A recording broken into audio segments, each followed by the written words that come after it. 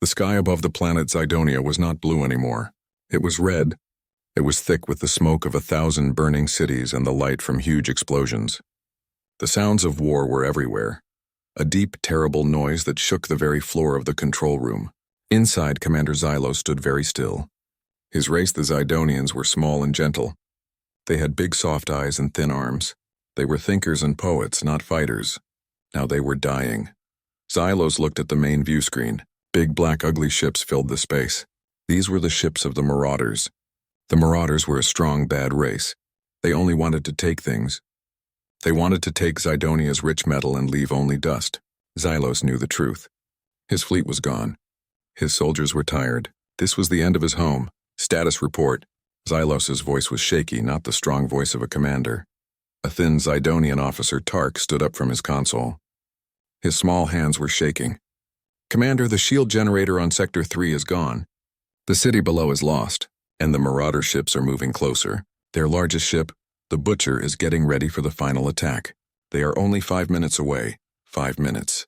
Xylos looked around the control room. He saw fear in every eye. He saw the slow, sad acceptance of death. He would not let the Marauders win easily. He had one last order to give. Tark, Xylos said, his voice now low and firm. Prepare the last hope device. We must send the signal. Tark's eyes went wide. The last hope device was not a weapon. It was an old secret piece of technology. It could send a signal, a simple sound and a clear message across the entire galaxy. The message was just 3 words repeated over and over. We are dying, help us. Commander, no race has ever answered that signal. Tark cried out. It is a message of the very last hour. It uses all the power we have left. Then this is the very last hour, Xylos said simply. He walked to the main console and put his thin hand on the big red button. The Marauders think no one will help us. They think we are alone. Let us see if that is true. We have to try. Any help is better than none. The Zydonian scientists worked quickly. All the remaining power from the damaged station flowed into the device. The red lights in the control room grew dimmer as the power was pulled away. A high-pitched, sad, clear sound went out into the darkness of space. It was a cry for help from a dying race. On the view screen, the Marauder ships were still laughing. Their leader, a big, ugly creature with sharp teeth, spoke over the open channel. Zydonians! We hear your little cry. It is a pretty sound for your funeral. Your time is over. Stop wasting our time. We are coming to finish you now. The Marauder main ship, the Butcher, began to move. It was slow and heavy, but it was coming straight for them. The signal is sent, Commander, Tark whispered. But nothing is coming back. No reply. Xylos looked one last time at the screen. The massive Marauder ship was now less than a minute away. He could see the dark, hungry mouth of its main cannon opening. He closed his eyes. He had done all he could. He waited for the big, final blast that would end everything. The control room went silent save for the low, constant hum of the dying station. Please, Xylos thought. Please let someone, anyone, have heard our message. He did not open his eyes again. The only thing left now was waiting for the end. The suspense was a heavy, cold weight in the air. The final minute was running out very fast. The Marauders were almost here. Far away in a quiet, dark part of space, a small fleet of ships was moving slowly. These ships were not shiny. They were not silver or smooth. They were blocky and looked like they were made of simple, thick metal, painted a dull gray. They looked like old, tough work tools, not fast warships. This was the fleet of the human race called the Sol Defense Force, on a long, boring patrol mission. Inside the lead ship, the Aegis, the command center was quiet. The lights were simple, functional white. There was no gold or fancy decoration. Captain Eva sat at the central command chair. She was a human, a tall woman with short, dark hair. Her face was calm and serious. She was drinking a cup of simple black coffee, watching the stars move slowly past the screen. She looked bored but ready. This was the normal life for a human on patrol. Long hours of nothing, waiting for a sudden big event. Anything on the long-range sensor, Jax? Eva asked, her voice low and even. The sensor officer, Jax, a young man with a serious expression, shook his head. Nothing, Captain. Just the usual low-level noise. Space dust and quiet space. Another boring day. Eva took a slow sip of her coffee. Good, we like boring. Boring means everyone is safe. Just as she spoke, a sharp, strange sound cut through the silence of the room. It was not the sound of a weapon or a ship. It was a high, thin, repeated sound coming over the emergency channel. The sound was immediately followed by a simple, clear data burst. The lights on Jax's console flashed bright red, an alert sign that was rarely used. Captain, what is that? It's not from any known friendly race. The energy is huge, but the signal itself is very primitive. It's a galaxy-wide distress beacon. Level 10 emergency. Ava put her coffee cup down very slowly. The calm left her eyes, replaced by a sudden hard focus. What is the message, Jax? Translate the simple code now. Jax quickly worked the controls. The Zidonian words, translated into simple basic human English, appeared on Ava's personal screen. They were the 3 words Xylos had sent. We are dying, help us. Ava did not hesitate. She did not call a meeting.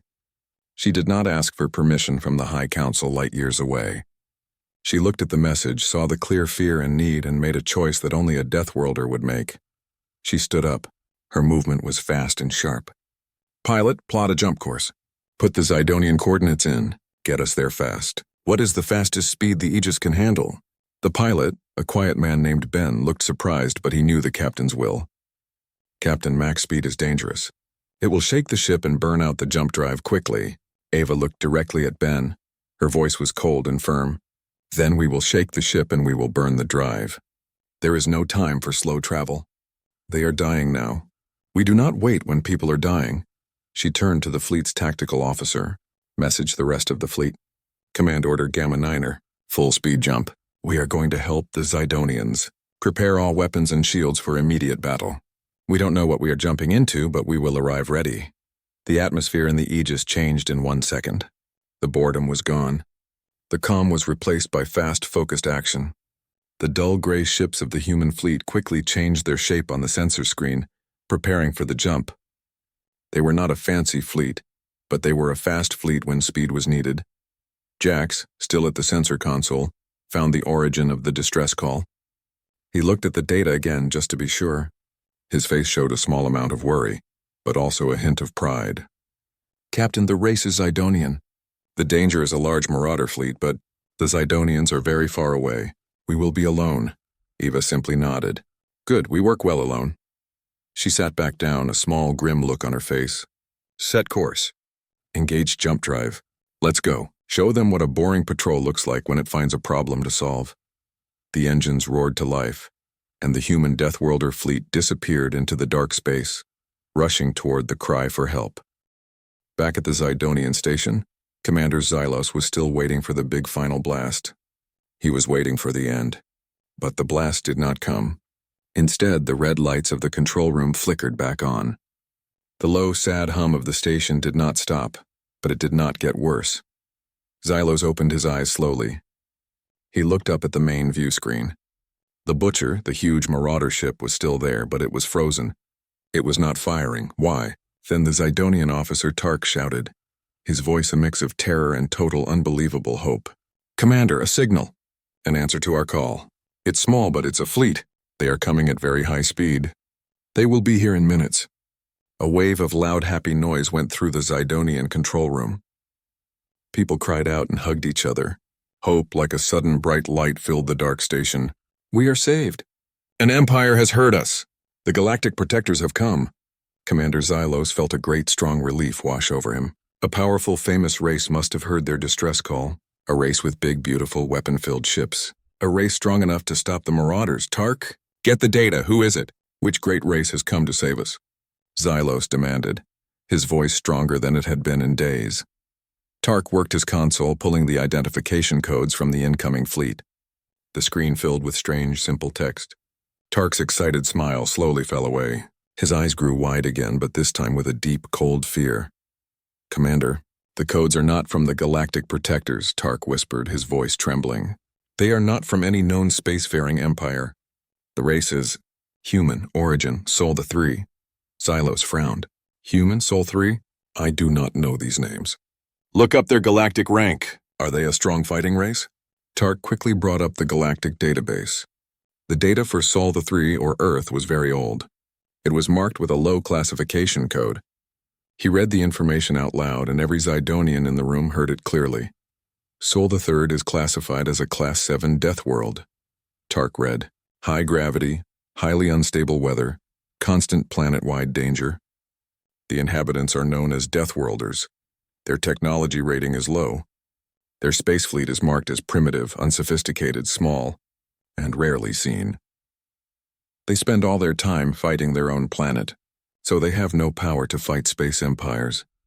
The hope in the control room died in a painful second. It was replaced by a worse fear than the Marauders had caused. A Deathworlder fleet? Xylos gasped, sitting down hard in his chair. Oh no, we are not saved. We are lost even more now. We called for a lion and a kitten answered. He slammed his fist on the console. They are small. They are weak. The Marauders will crush them in 1 minute, and then the Marauders will be very, very angry. The Marauders will come back and burn our planet to ash for bringing a simple, primitive race to the fight. The Marauder commander, the Butcher, sent a message to the Zidonian station. His voice was full of simple, dark humor. Zidonian, we saw your little answer. You called for the great empires and you got children in small ships. This is a joke. We will destroy them first and then we will destroy you slowly for wasting our time. Xylos knew the Marauders would keep their promise. He had to do something. He had to warn the humans away. Tark, send a message to the incoming fleet. Now, simple words. Tell them to go back. Tell them they are too small. Tell them they cannot fight the Marauders. They must turn around. It's their only chance to live. Tark typed the message, his hands flying over the keyboard. The warning, simple and urgent, was sent out into the cold, dark space. Xylos watched the screen, his heart pounding. The little human fleet was getting closer. It was just a group of simple gray ships. They looked like nothing next to the mighty Marauder battleships. Please, Xylos thought. Turn around, live, don't die here for our mistake. But the small, primitive human fleet did not stop. They did not slow down. They did not even send a reply message. They just kept coming, faster and faster, straight towards the full power of the terrible Marauder fleet. In the cold, dark space, the human fleet, the mighty Deathworlder fleet, was coming in hot. They had received the Zidonian warning message. Go back. Too small. Cannot fight Marauders. Captain Ava had read the message. She had only smiled a very small, grim smile. She did not waste time replying. She was not there to talk. She was there to fight. Pilot Ben, Eva ordered, her voice calm even though the ships were shaking violently from the speed. Take us right to the enemy's nose. Not a tactical jump, a statement jump. I want them to see us the second we arrive. Yes, Captain, Ben shouted back. The human ships did not arrive far away like every other civilized race. They did not arrive to plan. They arrived to act. In one sudden, shocking flash of light, the gray, blocky human ships materialized out of the warp drive. They appeared directly in front of the biggest Marauder ship, the Butcher, and the other Marauder vessels. It was a terrifyingly close jump. The entire space fell silent for a second. The Marauders were totally surprised. The Zidonians, watching from their nearby station, held their breath. The Marauder commander, Leader Carr, was on his ship, the Butcher. He was big and full of angry muscle. He looked at the small, rough human ships right outside his view screen. He was not scared. He was only angry that they had come so close. He opened a clear channel to the human flagship, the Aegis. Little ships, what is this joke? You are tiny. You are primitive. You jump in front of my fleet. You are making a huge mistake, small things. Leader Carr's voice was a loud, booming noise. On the Aegis, Captain Eva looked at the angry, ugly face of the Marauder commander on her screen. She did not shout. She did not get angry. Her face remained still and calm. She spoke in simple, clear, basic English, but her voice was colder than the space outside. I am Captain Eva of the Sol Fleet, she said. We heard a cry for help. The Zidonians asked us to come. You are hurting people who asked for help. She looked Carr straight in the eye. Her next words were a simple demand, one that no Deathworlder would ever take back. Leave this area. Now. Stop fighting them. Go away. Leader Carr did not believe what he was hearing. A small, simple, primitive race was telling the mighty Marauders to retreat? He threw his head back and laughed a terrible, ugly laugh. Ha! You tell me to go away? You little insect. I will not go away. I will crush you first, then I will finish the Zidonians. You brought this death to yourself. He raised his big three-fingered hand. All ships? Fire on the little gray boats. Kill them all! As Carr finished his order, he saw Captain Eva do something unexpected. She did not shout a warning. She did not talk back. She simply lifted her hand and pressed a button on her command console. She spoke only one word, a word that would start the battle. Fire. The human fleet did not wait for the marauders to shoot first. They did not fight by the rules of old honorable space war. They fought like a Deathworlder race, fast, surprising, and brutally effective. One of the smaller human ships launched a single large, heavy missile. It was not a huge, complex energy weapon, but a simple, fast piece of metal with a huge engine. It flew straight and true, and it hit the command bridge of the marauder ship closest to the human fleet.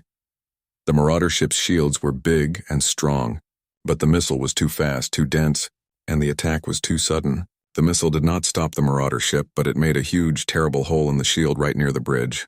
Red alarm lights started flashing on the marauder ship. The bridge crew screamed in surprise. Leader Carr, watching from his flagship, stopped laughing. His eyes narrowed. This was not the attack of a primitive race. This was the attack of a dangerous fighter. The human fleet was small, but they knew exactly where to hit. The fight had started, and the first blood belonged to the mighty Deathworlders. The sudden, effective strike from the simple human missile shocked everyone. The marauders were now angry, but they were also confused. They were used to fighting polite, rule-following races. They were not used to this sudden, brutal attack. Leader Carr roared into his comms. "Stop wasting time. Kill them. Kill the little gray ships. Use the heavy plasma cannons." The marauder fleet, 10 times larger than the human fleet, opened fire. Huge burning balls of plasma and bright, powerful laser beams shot through the space. The Zidonians watched from their station, holding their breath. Now, Xylos thought sadly. Now the little ships will break. The marauders will show their power. The plasma hit the first human ship. The explosion was huge, bright orange and white. Xylos closed his eyes, expecting to see a cloud of broken metal. But when he opened his eyes, the human ship was still there. It was smoking. The outer armor was black and melted. The ship was shaken badly, but it was not broken. It was still moving, still firing. Xylos stared, unable to believe his eyes. "Tark, the human armor. What is it made of? It should be dust." Tark looked at the old data again. "Commander, the report says human ships are not built for speed or fancy shields. They are built for survival. They call their design philosophy brute force. Their ships are made of many, many layers of simple, thick, heavy metal. They are made to take a beating." The Zidonians finally understood the truth of the Deathworlder race. A race that lives on a planet that is constantly trying to kill them does not build fast, pretty ships. They build tanks. They build things that simply refuse to die. The human fleet did not try to stand still and fight the big marauder ships one-on-one. That would be stupid. Instead, they moved like a swarm of angry gray bees. They flew close to the marauder ships, right into the enemy's shield shadow. The marauders could not shoot them well when they were so close. The marauders' big guns were for fighting far away, not for this close, messy war. Captain Eva on the Aegis was calm but focused. "Don't stop firing. Get closer. They cannot hit us when we are this close. Show them how a Deathworlder fights. We never give them space to breathe." The humans were using a tactic the marauders had never seen: chaos and speed. They dodged the few close-range shots with amazing speed. They did not care about breaking a few rules of safe flight. They were willing to take damage to give damage back. The humans started aiming for the weak points on the marauder ships: the engine intakes, the heat vents, the connection points for the external weapons. They were not firing huge cannons. They were firing simple, fast, heavy bullets and powerful short-range missiles. Every single shot counted. Leader Carr was screaming on his bridge. "They are like animals. They are fighting like crazy things. They are not following the rules of war. Get them off my hull." He was right. Humans were fighting with a kind of simple, pure rage that came from a history of constantly fighting for life. They were fighting like creatures that knew how to survive no matter the cost. Suddenly, Captain Eva gave the final order. "All ships. Target the butcher. Focus all fire. Show them our biggest toy." The human ships quickly moved away from the main battle. They opened large, hidden hatches on their lower hulls. They did not fire a laser. They did not fire a plasma burst. They fired a mass driver weapon. This weapon was simple. It took a huge piece of metal and threw it at the enemy ship at impossible speed. It was simple technology, but deadly. 3 massive metal rods hit the butcher in the same spot, one after the other. The marauder ship was huge, but the force of the 3 simple strikes was too much. There was a terrible tearing sound. A large part of the Butcher's central engine section blew up in a cloud of fire. Leader Carr's scream was cut short as his ship spun out of control. The other Marauder ships saw the explosion. They saw their leader's great ship broken by a few small gray primitive boats. The Marauder fleet did not stay to fight. They were not brave in the face of death. They were bullies, and bullies run away when someone fights back harder. They turned their remaining ships and jumped out of the area as fast as they could, leaving their broken leader and their confusion behind. The space fell silent once more. The battle was over. The mighty Deathworlder fleet had won. Silence returned to the space above Zydonia. It was a clean, quiet silence, not the tense silence from before. The Marauders were gone. Only the smoking, damaged Zydonian station and the small, blocky human fleet remained. On the Zydonian station, Commander Xylos slowly stood up. He looked at the screen. The danger was over. He looked at the gray human ships. They were scratched and had burn marks, but they were all in one piece. They were tough. They were truly Deathworlders. He walked to the main comms panel, his thin hands still shaking, but now shaking with deep respect. He had to thank them. He had to beg for their forgiveness for calling them primitive. Human Captain Eva, Xylos stammered over the open channel. This is Commander Xylos. We thank you. You saved us. You drove away the Marauders, a feat no large empire would attempt. We are in your debt. On the Aegis, Captain Eva looked at the small, scared Zydonian commander. She saw the relief and the fear in his big eyes. She did not look like a great hero. She looked like a tired sailor. Commander Xylos, Eva replied simply. The problem is solved. You were in danger. We came to help. That is all. We are happy you are safe. She did not wait for a long speech. She had won the fight, and now she just wanted to leave. Xylos quickly tried to offer them everything. Wait, we must pay you. We have gold. We have advanced metal technology. We will give you everything you want. Name your price, brave captain. Eva shook her head. Her expression was calm but very firm. We do not need gold. We do not need your technology.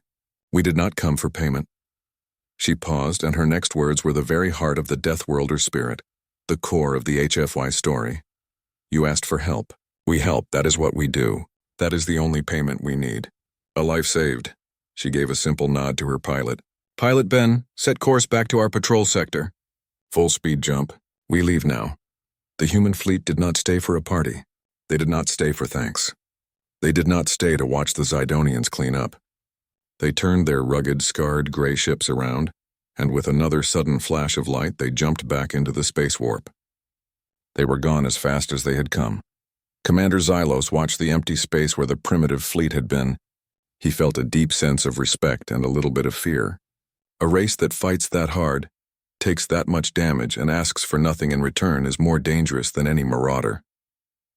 He walked back to his console and spoke to Tark. Tark, get the Galactic database open. Change the classification for the Sol race for the humans. Tark quickly went to the record for Sol 3. He saw the old shameful label, primitive, weak, unimportant. Commander, what should I write? Tark asked. Xylos looked at the burn marks on the station, the dark proof of the battle. He remembered the small, tough ships that refused to break. He remembered the captain's simple words. You asked for help. We help. He spoke slowly and clearly, making sure Tark wrote every single word. Remove the label primitive. Remove the label unimportant. Write this. Do not call them weak. Do not call them unimportant. They are Deathworlders, and when they answer a cry for help, they are not a fleet. They are the mighty fleet. Treat them with respect, or they will solve your problem with simple metal and an iron will. Tark typed the final line. The new legend of the mighty Deathworlder fleet was now written into the stars. The Zydonian planet was safe, and a new, terrible, and wonderful force had been revealed to the galaxy.